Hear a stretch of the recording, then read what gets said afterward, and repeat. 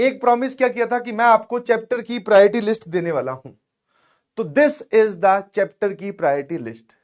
आराम से सुनिएगा जो मैं आप बताने वाला हूं, बिकॉज यहां से आपको अपना रिवीजन वाला पाथ या स्ट्रेटेजी जो आपने बना रखी है उसको चेंज नहीं करना है। बट यस, अगर हम थोड़ा सा पिछले सालों के पिछले 2 या 3 साल अगर मैं पकड़ लूं, मतलब 2023, 2022, 2021, 2019, तो ये कुछ चैप्टर्स है जिनका पलड़ा एकदम बाहर ही रहा है। समझ में आया कि नहीं समझ में आया? तो chapter priority list JEE Mains 2024, कुछ चैप्टर्स मैंने यहां लिखे हैं ब्लू जोन में, कुछ मैंने यहां लिखे हैं दैट इज ग्रीन जोन में, कुछ मैंने यहां लिखे हैं रेड जोन में। ठीक है, ये मतलब मेरी बाइफर्केशन है, दिस इज माई क्लासिफिकेशन। तो जितनी मेरी नॉलेज है मैथमेटिक्स की उसके हिसाब से और जितना मैंने पास्ट ईयर में देखा है उसके हिसाब से मैं लेके आया हूं। ठीक है, आपको क्या करना है, ये एक एक कॉलम के हिसाब से काम करना है। समझ में आएगी नहीं समझ में आया? जैसे सबसे इंपॉर्टेंट पार्ट ये है, वो जो ऊपर लिखे हुए हैं approx 50 marks, this is approximate. समझ में आया? इनफैक्ट 50 मार्क्स से ज्यादा ही आएगा अगर आपने ये वाले सारे चैप्टर्स कंप्लीट कर लिए, है ना? तो क्या क्या है सर? पहले वाले में आपने बोला वेक्टर्स एंड 3D, और ये प्रायोरिटी ऑर्डर भी है कि अगर आपको रिवाइज करना है इसमें और आप रिवीजन करना चाहते हो तो ऐसे ही चलोगे, 1 2 3 4 5 6 7 जो नंबर दे रखे हैं वो हर एक नंबर एक चैप्टर नहीं है, ध्यान रखना। इसमें 2 चैप्टर्स है, वेक्टर्स, वेक्टर अलजेब्रा बोल दो या 3D बोल दो, देन क्लास 11th का sequence and series binomial theorem, फिर definite integration, application of integrals, differential equation. ये हमारा अभी चल रहा है। तो आपको किस किस की टेंशन नहीं है सर? ये तो चल ही रहा है, इसकी हमें बिल्कुल टेंशन नहीं है। एप्लीकेशन ऑफ डेरिवेटिव्स हमने थोड़े दिन पहले पढ़ा है सर, ये भी हम रिवाइज कर लेंगे। फिर आता है permutation and combination and probability, ये अभी हम पढ़ने वाले हैं।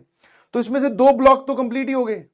ये वाला आपने अभी पढ़ा है, मैट्रिसेस, डिटर्मिनेंट आप बोल दीजिए, और sequence and series, vector 3D और कोऑर्डिनेट ज्योमेट्री। ये वाले 4 पार्ट हैं जो आपको ध्यान देने हैं। क्या ये बात एकदम क्लियर है? हाँ, अगर आप ये कवर करते हो तो आपका 50 मार्क्स, मैं 50 मिनिमम लेके चल रहा हूं, इससे ज्यादा ही सवाल आएंगे इस पूरे टॉपिक से। जब आप पूरा पेपर दोगे तो इससे ज्यादा ही सवाल आने वाले हैं। ठीक है, तो सर ये हमारा हैवी बोल दीजिए या healthy part of the mathematics है, जो कि हमें एनी हाउ, ऊपर क्या लिखा हुआ, मस्ट डू, आपको ये करना ही करना है चाहे कुछ हो जाए। समझे कि नहीं समझे? क्या ये बात क्लियर है? और इसमें भी ऐसा नहीं है कि सारे करने हैं भाई साहब, ये और ये तो अभी मैं ही करवाऊंगा, ये तो चल ही रहा है, और ये इन दोनों की तो टेंशन छोड़। 7 बताए थे जिसमें से 2 तो मैं करवाने वाला हूं, तो बच्चे 5, जिसमें से एओडी आपने थोड़े दिन पहले किया है, वेक्टर 3D बहुत आसान है, sequence and series, binomial theorem, matrices, determinant and coordinate geometry, इनकी रिवीजन आप अच्छे से कीजिए, बहुत अच्छे से। क्या मेरी बात समझ में आई? अब आ जाइए आप इस तरफ। ये जो ग्रीन जोन है दैट इज रिलैक्स वाला है, रिलैक्स वाला है, बट हो सकता है कुछ बच्चों को फंक्शन चैप्टर डिफिकल्ट लगे। तो पिछले कुछ सालों में देखा गया है, स्पेशली 2023 और 2022 में फंक्शंस के बहुत सारे सवाल आए। ठीक है ना? तो फंक्शंस हमारा नंबर 1 पे है। तो रिलैक्स जोन में भी सर आपके पास हल्के चैप्टर्स लिखे गए हैं, जनरली जो आसान होते हैं। फंक्शंस को छोड़ दो, जो थोड़ा सा टफर साइड में आप बोल सकते हो, but yes, sets and relation, statistics, limits, quadratic equation, method of differentiation. Sir क्या बात कर रहे हो? ये बस एक चैप्टर को अगर हम छोड़ दे तो ये 5 या जो 6 बचे ये सारे के सारे आसान है। क्या बोलते हो? Method of differentiation, quadratic equation, limit, statistics, sets and relation. Sets and relation एक अलग कहानी है, मतलब सेट थ्योरी अलग, रिलेशंस वाला पार्ट कौन सा, समझ गए? Reflexive, symmetric, number of relations, उन सब की बातें जो होती हैं। और फिर सर साथ में फंक्शंस। तो ये हमारा रिलैक्स जोन है, जिससे करीबन करीबन से 30 मार्क्स का आने वाला है। तो 50 यहां से, 30 यहां से, 80 हो गए। अब थोड़ा रेड जोन की तरफ देखिए प्लीज। रेड जोन में अप्रोक्सीमेटली 20 मार्क्स का आएगा और इसमें एफर्ट्स लगाने पड़ेंगे। इसमें पहला चैप्टर जो कि थोड़ा सा रिलेटिवली आसान है, कॉन्टिन्यूटी डिफरेंशिएबिलिटी, क्योंकि अगर आप लिमिट्स पढ़ते हो तो आप कॉन्टिन्यूटी डिफरेंशिएबिलिटी भी, ये तीनों चैप्टर्स लिमिट्स, कॉन्टिन्यूटी डिफरेंशिएबिलिटी एक लाइन में चलते हैं, आपस में इंटरकनेक्टेड हैं। उसके बाद में कॉम्प्लेक्स नंबर जो अभी हम पढ़ने वाले हैं, इनडेफिनेट इंटीग्रेशन जो अभी थोड़े दिन पहले पढ़ के आए हैं, उसके बाद में ट्रिग्नोमेट्री 1 2 3 4, ट्रिग्नोमेट्री की 4, मतलब ये पूरी ट्रिग्नोमेट्री आपको इंक्लूड करवा दी है। Trigonometric ratios and identities, trigonometric equations, inverse trigonometric functions and SOT मतलब सॉल्यूशंस ऑफ ट्रायंगल। इसमें से ये 2 पार्ट जो है अभी हम पढ़ने वाले हैं, 1 2 और 3 4। सर यही हमारे 4 चैप्टर बचे हैं जो कि हम बहुत आसानी से कवर कर लेंगे, घबराओ मत। और ऐसा नहीं है कि इसका कोई पार्ट सर ये पूरा छोड़ दें, क्या छोड़ दे, नहीं, मैं तो ये बोल रहा हूं कि इसमें एफर्ट लगाने पड़ते हैं और इसका जो अमाउंट है वो ये है। अब आप जोन वाइज मूव कीजिए, यहां पर 7 है, इन सब पे टिक लग जाना चाहिए, that is very much compulsory. इसमें से जो आसान वाले हैं सर सारे ही आसान आपने रखे हैं, तो इन पे भी सब पे टिक लग जाना चाहिए। इसके बाद में ऐसा नहीं है कि इनको लास्ट में रखा है तो इनको आप पढ़ के नहीं जाओगे। बहुत सारे लोगों को ट्रिग्नोमेट्री अच्छी लगती है, ट्रिग्नोमेट्री के उनको फॉर्मूला भी पता है। इसमें भी सबसे इंपॉर्टेंट है ट्रिग्नोमेट्रिक इक्वेशंस, वहां से सवाल आता ही आता है हर साल। One question is for sure, आप चाहो तो लिख लो इस बात को, ट्रिग्नोमेट्रिक इक्वेशन से एक सवाल आपको पक्का दिखाई देगा।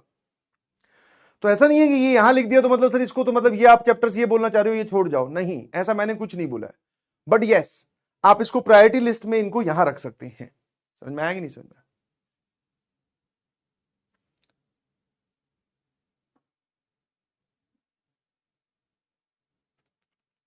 ठीक है,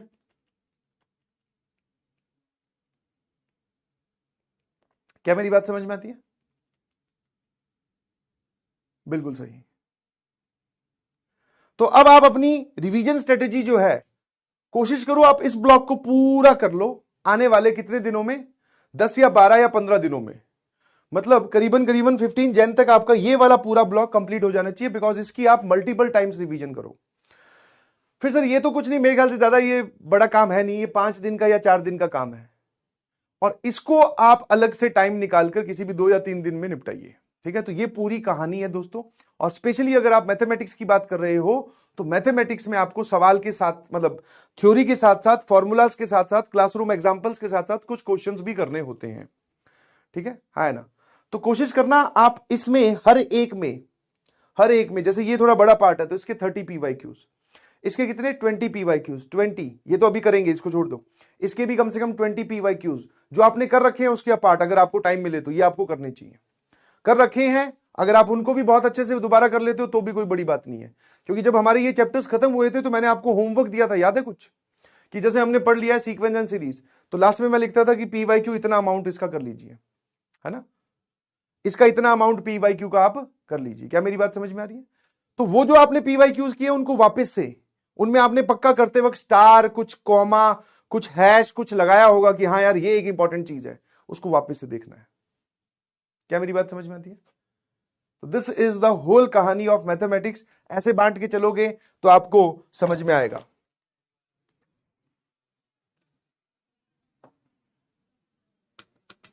तो कर रखा है उसको अच्छे से करना है, दोबारा देखना है एक बार कि क्या था। हाँ, और नई चीज की तरफ रश मत कीजिए प्लीज। नया चीज तो क्या है, नया चीज तो आपकी पैरेलल क्लास में चल ही रहा है, आपको अपनी तरफ से कोई नई चीज नहीं स्टार्ट करनी है, आपको जो कर रखा है उसी को दोबारा अच्छे से करना है। And revision is the key to success. बार बार अच्छे से रिवाइज करके जाओगे, वही आपको कॉन्फिडेंस बूस्ट करेगा। हम किसी चैप्टर में कैसे मान सकते हैं कि हमें कॉन्फिडेंस आ गया, मतलब कब हम उसको अपनी तरफ से डन बोले, कब हम उसको अपनी तरफ से डन बोले। Point number 1, notes done. अच्छा हाँ, नोट्स मतलब जो आपने PDF फॉर्म में से पढ़ोगे तो वो एक बहुत लंबा टास्क है। क्यों बोला जाता है शुरू शुरू में कि नोट्स बनाइए नोट्स बनाइए, क्योंकि अब क्या वापस PDF खोल के पढ़ोगे क्या? नहीं, नोट्स से आपने पक्का अगर शॉर्ट नोट्स बना रखे हैं तो वो भी डन। तीसरा सर, आपने जो भी स्टार मार्क क्वेश्चंस थे हमारे वो डन। अब वो स्टार मार्क्स में हो सकता है सर क्लासरूम एग्जाम्पल हो, क्लास एग्जाम्पल्स हो, और हो सकता है सर कुछ PYQs हो, या हो सकता है सर कुछ एक्स्ट्रा सवाल हो, या DPP के क्वेश्चन हो। ठीक है ना? तो अगर आपको ये वाला पार्ट थोड़ा लेंदी लग रहा है कि इतना अभी हमारे पास में टाइम नहीं है, तो ये वाले दोनों PYQ और क्लास एग्जाम्पल्स आपको बहुत अच्छे से करके जाने हैं, और वो भी वो जो आपने ऑलरेडी कर रखे हैं। समझे? क्लियर? नोट्स बनाए हैं, वेरी गुड यार, शॉर्ट नोट्स बनाए हैं, वेरी गुड। अब काम आएंगे ना, अब तो काम आएंगे। वरना आप खुद सोचो, अगर किसी इंसान को बोल दिया जाए कि इन सब के जाकर PDF से डाउनलोड कर करके आपको रिवाइज करना है, तो सीक्वेंस एंड सीरीज ही शायद हमने 7 लेक्चर में खत्म किया था, या 5 में या 6 में। तो 6 लेक्चर तो सर इसके हो गए, 6-7 इसके हो गए। उनको डाउनलोड करो, उनको स्क्रॉल करो, उनको देखो, लेंदी टास्क है। तो इसीलिए बोला जाता है शुरू शुरू में अपने हैंड रिटन नोट्स बनाइए प्लीज। ठीक है, आई बिलीव अब आपको समझ में आया होगा। कोई परेशानी तो ये आपके साथ ही रहने वाला है, this is with in the notes, please आप इसको देख लीजिएगा। ठीक है, आई बिलीव इसकी थोड़ी मदद मिलेगी आपको।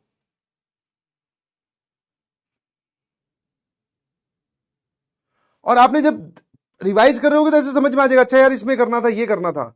अब देखो, बादल बनाई हुई बातें अब काम आएंगी। क्यों बोला जाता है बादल बना बना के लिखो? क्योंकि मान लो आप किसी सवाल पे पहुंचे, आपने ऊपर ऊपर देखा अच्छा ये तो ये होता है, अगर उसमें बादल बनाकर उस सवाल की स्पेशल चीज लिखी हुई है कि हाँ यार इसमें ये खास बात थी जो ध्यान रखनी है, कि ऐसा बन सकता है, ऐसा होता है, और ये बातें अब आपको याद नहीं आ सकती।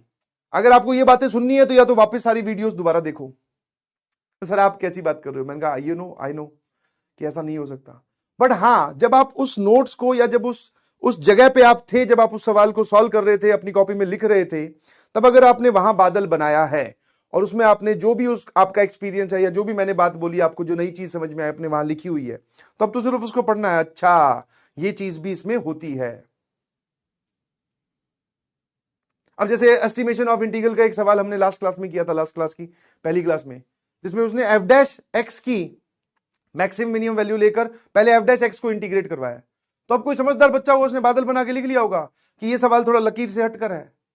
अब वो पेपर देखने जाएगा तो उस बात को पढ़ जाएगा, वो बात उसके एक्सपीरियंस में काउंट होगी, वैसा कुछ सवाल आया तो सर रगड़ देगा। नहीं समझे? तो आपका एक्सपीरियंस जितना सॉलिड होगा, जितनी दिमाग में आप बातें लेके जाओगे, उतना ही पेपर में आपका रिजल्ट अच्छा आता है। हाँ, तो ये डे वन का काम होता है, समझ में आया? जब आपकी प्रिपरेशन खत्म हो जाए और आपसे आपके जूनियर्स कभी पूछे तो उनको ये सलाह जरूर देना, क्योंकि वो क्या है, जब शुरू शुरू में होते हैं तो वो इस टाइम को नहीं फील कर पाते ना कि आगे चलकर नोट्स का क्या इंपॉर्टेंस है। ये जो बादल बना के मैं बात लिख रहा हूं ये कब काम आएगी? आज बोलिए, आज शाम तक, कल सुबह तक या परसों सुबह तक तो आपको याद रहेगी रहेगी। मुद्दा वो नहीं था, मुद्दा था सीक्वेंस एंड सीरीज जो हमने कोर्स के स्टार्टिंग में पढ़ा था, वहां पर बोली गई हर एक बात आज आपको पता होनी चाहिए। तो उसके दो ही रास्ते, या तो वीडियो वापस देखो क्योंकि रिकॉर्डेड फॉर्म में, या फिर आपकी वो लिखी हुई हो। अब इन दोनों में से रास्ता आसान कौन सा है वो आपको वहां बताया गया था। तो अपने जूनियर्स को जरूर बोलना कि भैया खुद के हैंड रिटन नोट्स बना, और जो सर बोलते हैं ना तुझे एक्स्ट्रा समझ में आए, बादल बनाने स्टार्ट कर। हाँ, और चीजें जो तेरी वो मंजिल होगी वो बादलों से भी ऊपर चली जाएगी, समझ में आया? तेरी जो रैंक आएगी वो बहुत अच्छी आने वाली है। ये बात जरूर आप उसको आगे ट्रांसफर करना, क्योंकि हम तो बोलते ही हैं ऑनलाइन में क्या बच्चे ज्यादा समझदार हैं, बोले सर किस लिए आप लिख के देते थे, वो कितनी बढ़िया हैंड राइटिंग है आपकी, हम क्यों बनाए?